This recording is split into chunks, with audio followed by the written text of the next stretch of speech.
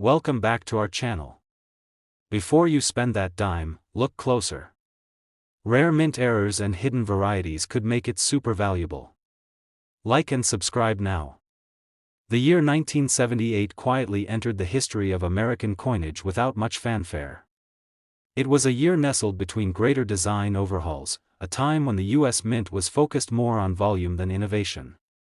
The Roosevelt dime had already been a staple since 1946, featuring the familiar left-facing profile of Franklin D. Roosevelt on the obverse and the torch, olive branch, and oak branch design on the reverse, symbols of liberty, peace, and strength. Over 800 million dimes were struck in 1978 across the Philadelphia and Denver mints. Routine. Predictable. Or so it seemed. Nothing in the minting record suggested an anomaly. No reports, no recalls, no alerts from the U.S. Mint that anything had gone awry during that year's production.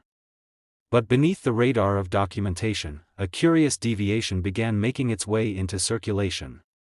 Subtle. Unacknowledged. Waiting. It wouldn't be until nearly 2 decades later that someone, somewhere, would realize that among the hundreds of millions of Roosevelt dimes released in 1978, one particular coin refused to conform. In 1997, in a small suburb in Ohio, a coin enthusiast sat hunched over his kitchen table. He wasn't a professional numismatist. He was a retiree with a magnifying glass and a growing passion for old coins. He sorted through change he'd saved over the years, mostly out of habit. He wasn't looking for anything in particular.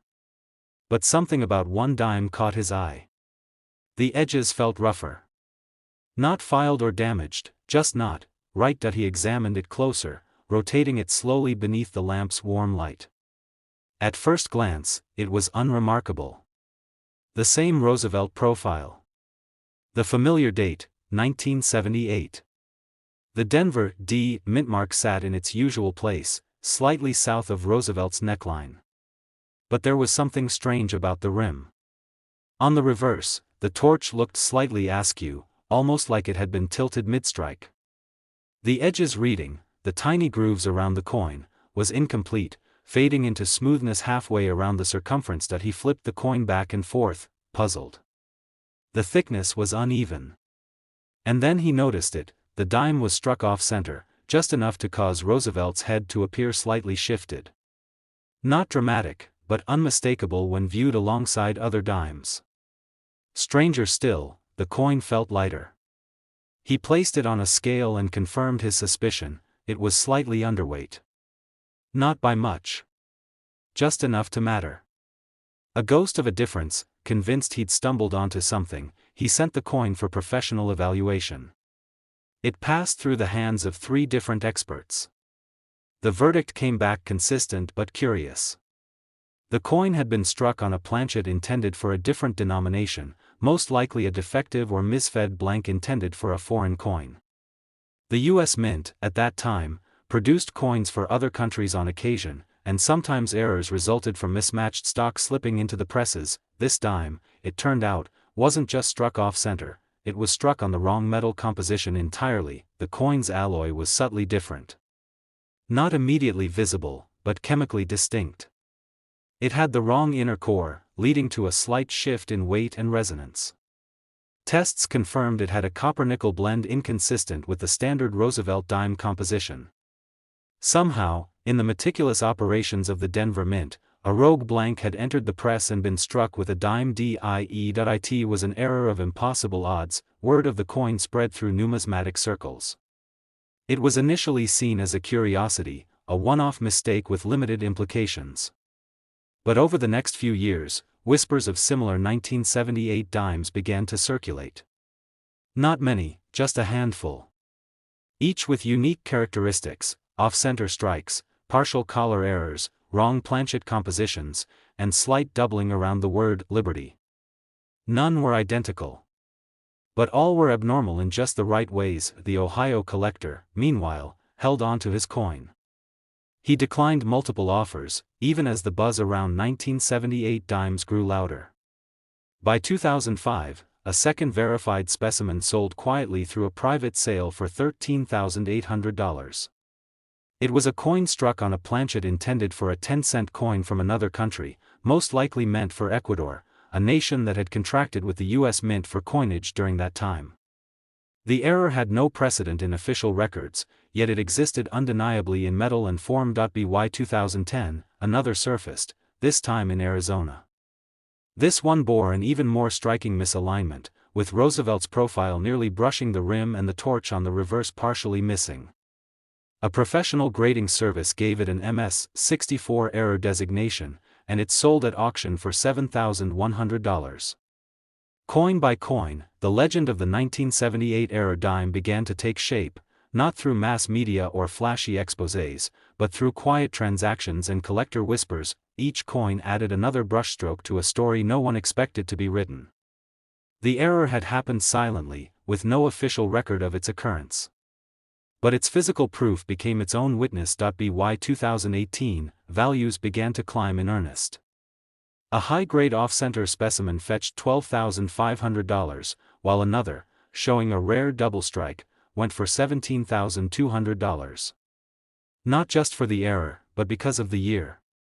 The 1978 Roosevelt dime, in its normal form, had become forgettable. But the flawed ones had become infamous. Then came a twist no collector anticipated. In 2021, a coin shop in San Diego received a bulk lot of change from a local estate sale. Among the hundreds of coins was a 1978 dime with a flaw so dramatic it bordered on the surreal. It had been struck on a planchet intended not just for a foreign coin, but for a completely different denomination, believed to be a Jefferson nickel.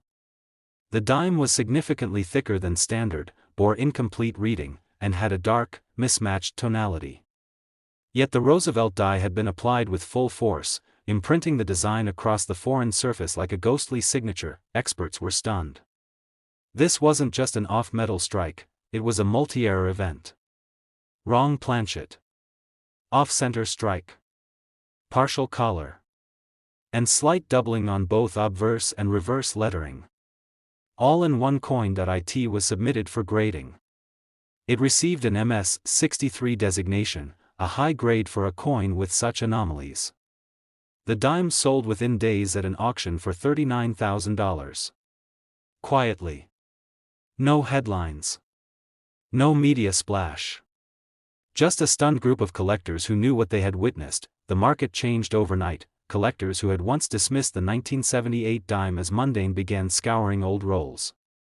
Dealers revisited inventory.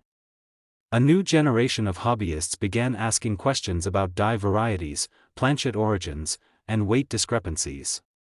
Each new discovery pushed the value higher, not just for the error coins, but for the story they now carried. By 2023, the original Ohio specimen, the one discovered at the kitchen table nearly 3 decades earlier, was reappraised.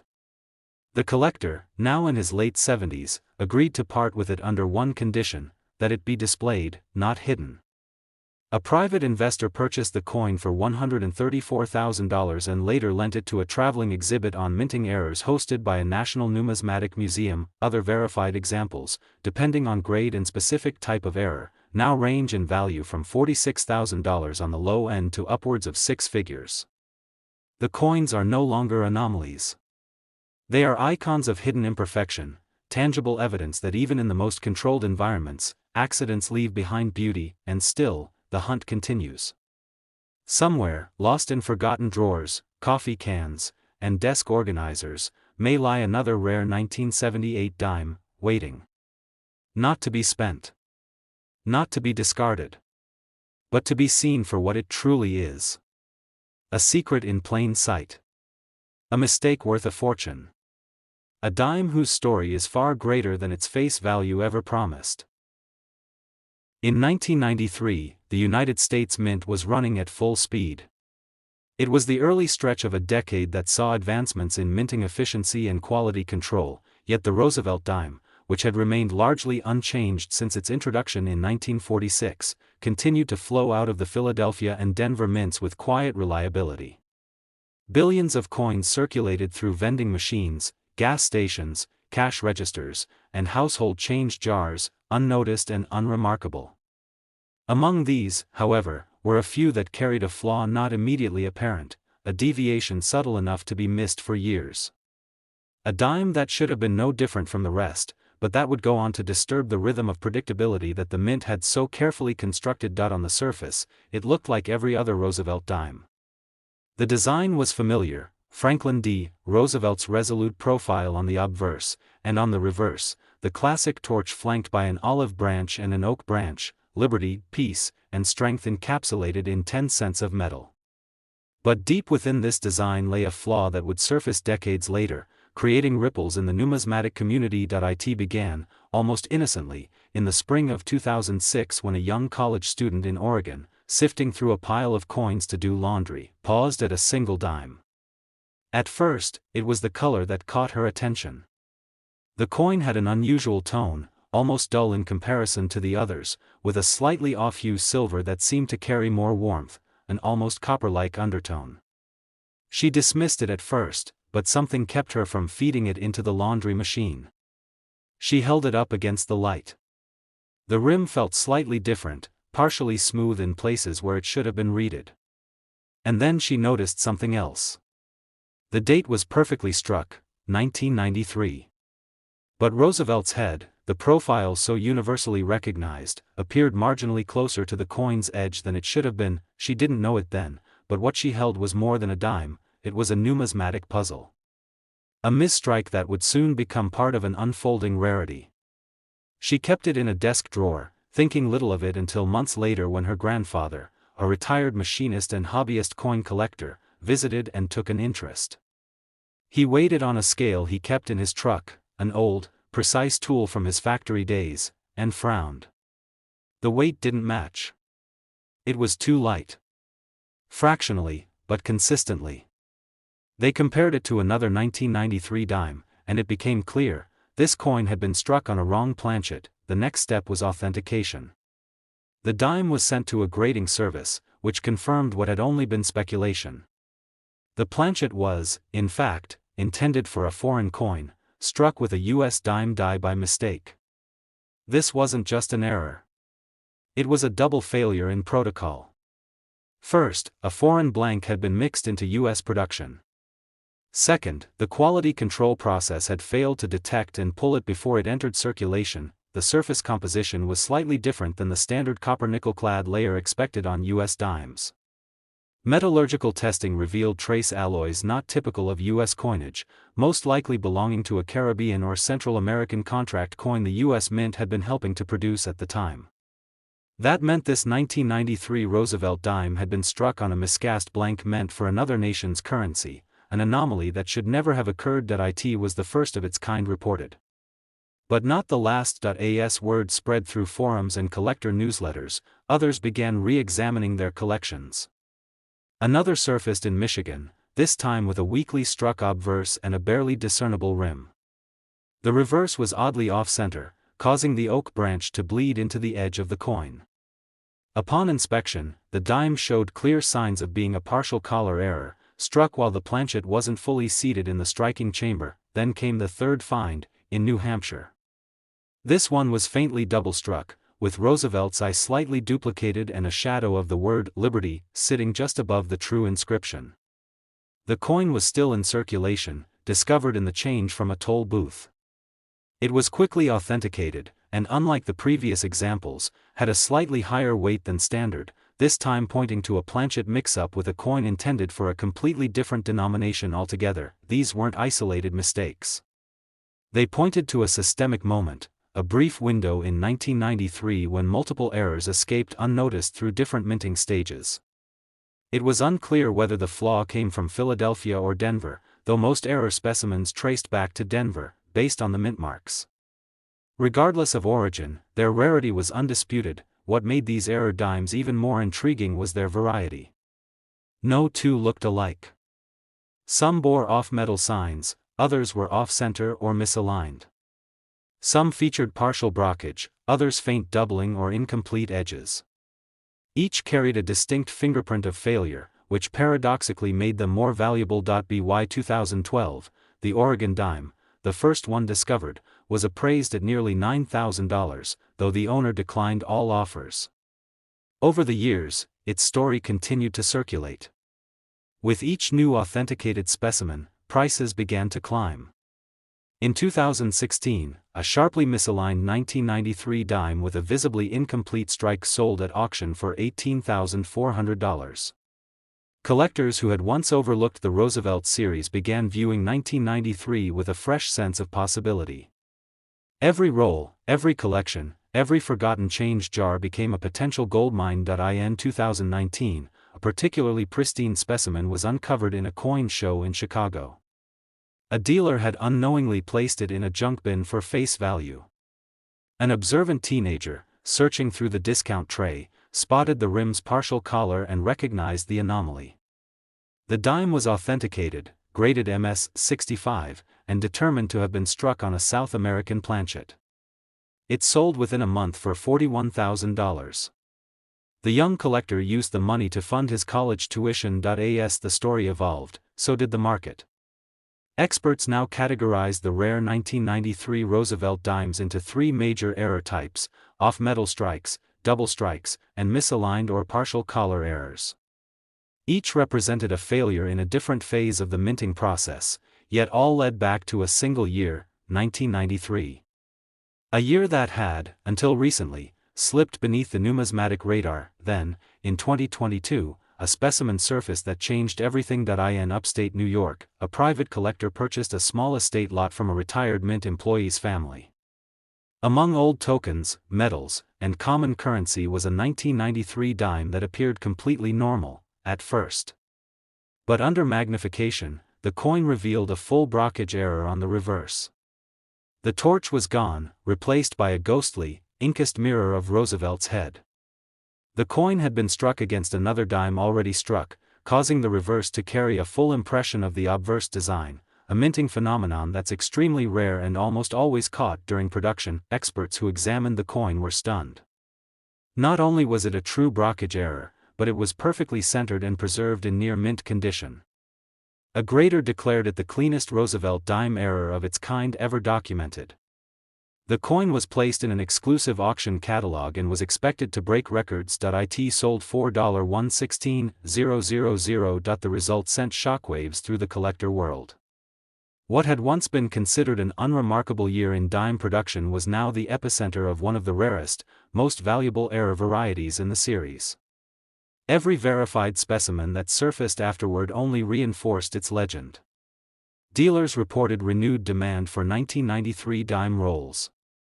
Collectors began trading tips, sharing grainy photos online, and dissecting even the faintest anomalies in hopes of uncovering the next diamond in the rough. Today, depending on the condition, type of error, and clarity of the strike, a rare 1993 Roosevelt dime can fetch anywhere from $40,000 to $116,000.